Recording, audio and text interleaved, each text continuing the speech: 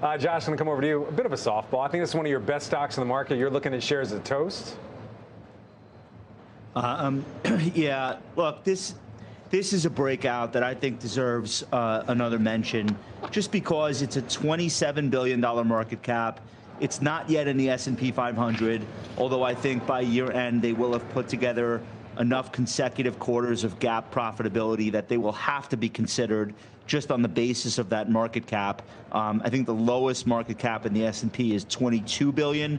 We just saw shares of Block get added to the index today at $44 billion. And that's because Hess was finally fully acquired by Chevron. So there will be other names coming out of the S&P, and I think Toast could be in the running by year end. Not anything imminent, but that'll, in my view, that'll just be the icing on the cake, because asset managers have discovered this name. You're seeing it under substantial accumulation over the last 3 months of about 40%. And I think the story here is still super compelling, despite the fact that the stock has gone up a lot from when we originally started talking about it on the show, which was in the 20s.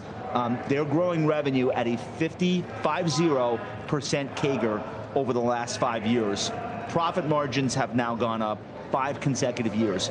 Operating margins, five past quarters, have gone from -4% at the end of 2023 when the stock was a teenager to now 3.7%, and they're rising each and every time this company reports. So you have this combination of profitability finally arriving, you have revenue growth exploding, and you've got huge deals being signed with enterprise level. This is not just walking into a diner and saying, hey, you want to take our handheld device to ring up your customers. They're doing deals with Marriott, doing deals with Applebee's, operators that have hundreds, if not thousands, of locations.